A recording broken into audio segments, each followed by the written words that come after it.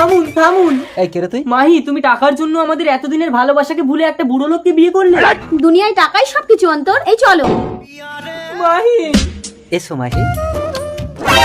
আমার সন্তান হয়নি বলে তুমি আবার বিয়ে করে আসলে স্বামী? মোহিনী, আমার সন্তান চাই, তাই আজ থেকে তুমি এ বাড়ির চাকরানি আর মাহি এ বাড়ির বউরানি। চলে এসো মাহি।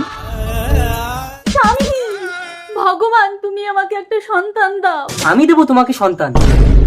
কে? আমি অন্তর। তোমার একটা সন্তান হয়নি বলে তোমার স্বামী এই গরিবের ভালোবাসাকে ছিনিয়ে নিয়েছে। পেটে বালিশ ঢুকিয়ে নকল পেট বানিয়ে তোমার স্বামীকে গিয়ে বলো তোমার পেটে বাচ্চা। তারপর কমাস পর সন্তান না হলে তখন? প্লিজ দিদি, তুমি যদি এই নাটকটা করো তাহলে তোমার স্বামী আমার মাহিকে ফিরিয়ে দেবে। ঠিক আছে দিদি, যখন বলেছিস তোর জন্য আমি মরতেও রাজি রে। এ কি মোহিনী, হঠাৎ করে তোমার গর্ভে সন্তান এলো কি করে? ভগবান আমার দুঃখ দেখে আমার গর্ভে সন্তান দিয়েছে স্বামী। এতদিন পর যখন দয়া করলে ডাইরেক্ট বাচ্চা দিতে পারতো। স্বামী, এবার তুমি একে ঘর থেকে বের করে দাও। এই আমি এই বাড়িতে ঢুকতে তোর মঙ্গল হলো আর তুই আমাকে তাড়াতে চাইছিস? এই দূরা লক্ষ্মী ছাড়ি, যেদিন তোর বাচ্চা হবে সেদিন আসবি। দূরা।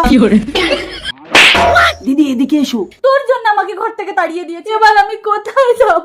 আইডিয়া, দিদি পেট থেকে বালিশ বের করে কাপড়ে জড়িয়ে গিয়ে বলো তোমার বাচ্চা হয়েছে। কিন্তু যদি বাচ্চার মুখ দেখতে চাই তখন? বলবে এই সন্তানের বিবাহের আগে কেউ যদি এর মুখ দেখে তাহলে এই বালিশ হয়ে যাবে। ঠিক আছে। এই বালিশ বাচ্চা নাও, ধরো এবার নিয়ে যাও। মাহি এসো না। না, তুমি আগে তোমার সবকিছু আমার নামে লিখে দাও, তাহলে তুমি আমাকে পাবে।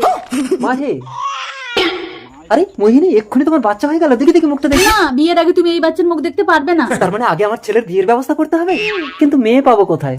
আপনি আমার মাহিকে ফিরিয়ে দিন, আমাদের মেয়ে হলে আপনার ছেলের সাথে বিয়ে দেবো। ঠিক বলেছো মাহি। হ্যাঁ স্বামী। আর আমি স্বামী হতে পারলাম কই? তুমি তো আমাকে টাচই করতে দাও না। আমি কি স্ক্রিন টাচ মোবাইল নাকি যে টাচ করে আমার ফোল্ডার খুলে নেবে? আমার গ্যালারি খুলতে গেলে দলিলে ছাপ দিতে হবে। দরকার নেই ভাই, তোর জিনিস তুই নিয়ে যা। বিয়ে পাকা। মোহিনী, বিয়ে যখন পাকা হয়ে গেছে তাহলে এবার ছেলের মুখটা একটু দেখি। পরবর্তী পর্ব দেখতে চাইলে প্লিজ জানান।